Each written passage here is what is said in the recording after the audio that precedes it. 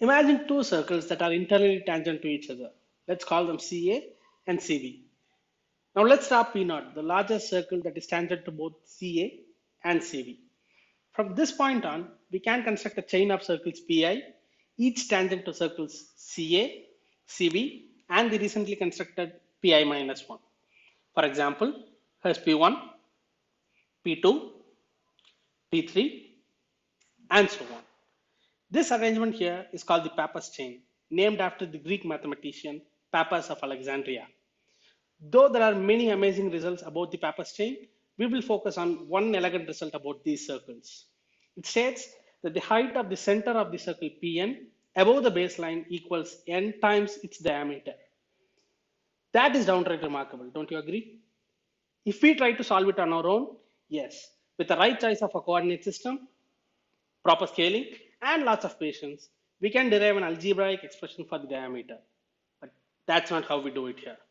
Rather than making a hey, here's a cool problem and here's how you solve it video, I would like to focus more on the problem solving process itself that transcends the problem which motivated it in the first place. Because once we understand that process, you'll see how, with just a little imagination, this result becomes almost trivial. As Gauss himself said, it is not knowledge, but the act of learning that grants the greatest enjoyment. Our solution to this problem begins with a simple definition. Consider a circle with center O and radius R. Then for any point A in the plane, we are going to define an inverse A dash lying on the ray OA such that OA times OA dash equals R square. It's as simple as that. A key observation here is that the lengths OA and OA dash are inversely proportional. For points that lie on the circle, its inverse coincides with itself. That much is obvious from the definition.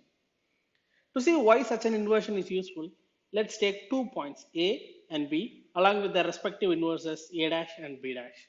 We now have two triangles, OAB and OB dash A dash. Both these triangles have angle O in common. Moreover, by construction, OA times OA dash equals OB times OB dash. Therefore, OA by OB equals OB dash by OA dash, which means the sides are in proportion. But we know that triangles with two proportional sides and a common included angle are similar by the side angle side criterion. So we can indeed conclude that triangles OAB and OB dash A dash are similar triangles. This similarity is very valuable and is at the heart of many of the properties of inversion. First off, because of this similarity, we now know that angle A equals angle B dash and angle B equals angle A dash.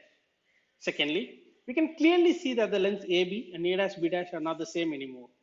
However, using the similarity, it is plain and simple to derive the following expression that relates AB and A dash B dash. Though not helpful in this particular problem, this relation helps us quantify how the distances get distorted under inversion. Now that we have defined inverse of points, we can extend this idea to other curves as well. Just take all the points in the curve and invert those points.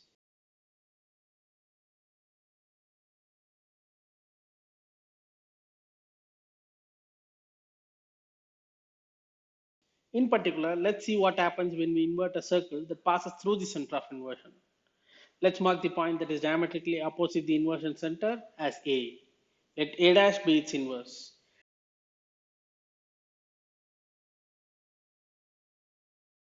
Take any point B on the circle and construct its inverse B dash. We know that angle B is right angled because it's an angle in a semicircle. By the similarity of triangles we established before, this means A dash is right angled. So irrespective of our choice of B, A dash will always be right angled, thus proving that the inverse of this circle is indeed a straight line. With the same line of reasoning, we can show that the converse is also true. Any straight line not passing through the origin inverts to a circle passing through the origin. A similar argument shows that circles not passing through the center of inversion O transforms to circles not passing through O.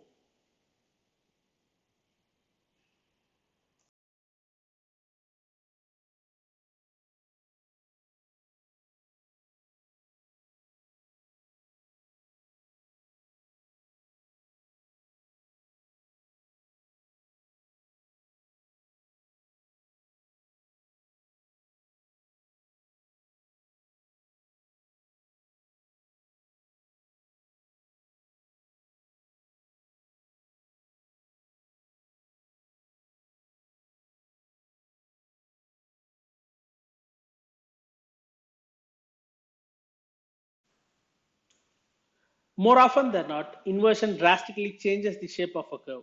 But there are certain geometric objects that remain unchanged or invariant under inversion. For example, given an inversion circle, take a point P outside this circle. Draw tangents from this point to the inversion circle. Let's draw a new circle with point P as center and the length of the tangent as radius. This circle has a special property of being unaffected by inversion. We are not going to prove this here. It's a consequence of a very basic but powerful theorem in geometry. If you know what that theorem is, share it with us in the comment section below. By construction, the angle between these two circles is 90 degrees, and hence the two circles are said to be orthogonal to each other. If you are wondering about the meaning of angle between circles or any two curves for that matter, it's just the angle between the tangents drawn at the points of intersection. So, though inversion seemingly distorts everything, for any given inversion, there are an infinite number of circles that remain completely invariant. Circle inversion also preserves incidences. Simply put, the number of intersection points between two curves is the same before and after an inversion, like this, or this, or this. And even more astonishingly, the angle at which these curves intersect is also preserved. This property is very useful in constructing an inverse curve based on its points of intersection and tangencies. In addition, the incidence property makes for some interesting intuition behind treating lines as circles with a large radius. Take this circle for example. Because it passes through the center of inversion, we know its inverse is a straight line and it is tangent to the inversion circle. Therefore, its inverse will also be tangent to the inversion circle exactly at the same point. From this, here's the straight line to which this circle inverts to. Take this second circle, and with a similar reasoning, we know this too inverts to a straight line as shown. These two circles intersect at 2 points.